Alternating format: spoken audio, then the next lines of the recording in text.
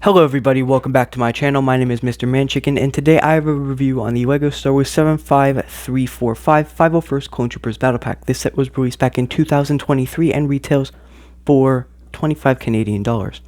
This set has 119 pieces along with 4 minifigures, but before we get into the build, let's take a look at those minifigures. So the first figure here is the 501st Officer. Now this is the worst figure in the whole set. Now I do think the torso print is pretty good. The helmet is ugly.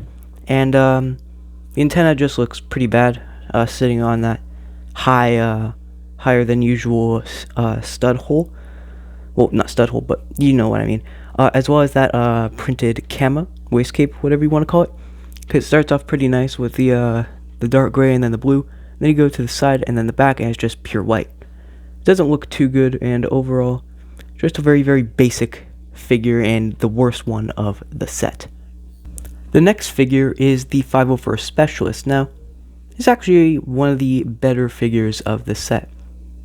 The legs are pretty simple, and he has an exclusive torso print with those two little yellow triangles along with the blue arms.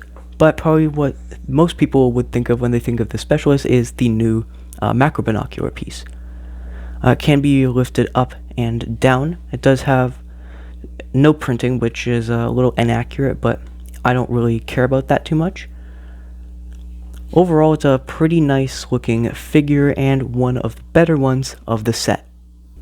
The final figure is the 501st Heavy Trooper. Now this, I think, could be the better figure of the set, but I wouldn't be so sure because the Specialist is pretty good. The leg print is the same as the Specialist, but it does have an exclusive torso print, as well as a sorry excuse for the Republic backpack being just a 1x1 tile. It's not that great. He does have a different helmet print, though very small little detail. It is technically different, and he's using that older, outdated visor piece. Overall, a pretty solid minifigure in general, and is tied, in my opinion, for the best figure of the set. Now let's take a look at the build. Now the build is essentially like a small microfighter scale AV7 cannon, which looks pretty good in my opinion. The legs here, they're able to move in and out, and then at the knee joint up and down. Do this with all the legs, but it's not a walker, it's a cannon. It's like a stationary cannon. So you're not going to be moving those around. Right here we got some nice little details on the side to represent like ammunition or something. And right over here there's a seat for a gunner. So we're going to take one of our 501st heavies, we're going to put him there. Now what the seat is lacking is a control panel. Now you can obviously very easily make one, but I'm not going to do that right now. Now let's take a look at the cannon.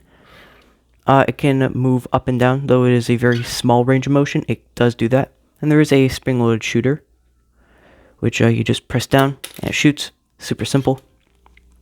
But underneath there is a clear brick to keep everything sort of level, though there's some movement there. But with the build out of the way, let's get into my final thoughts. Overall, this is a great battle pack, and I mean it. The figures, well, 3 of them are good. The build is actually fantastic. It could actually fit in an actual Republic army as an actual thing instead of like just some random Lego made creation. It's just like a shrunken down version of something that already exists. Overall, I highly recommend the set. 3 of the 4 figures are great. The build is wonderful, and I'll see you in the next review. Have a good day.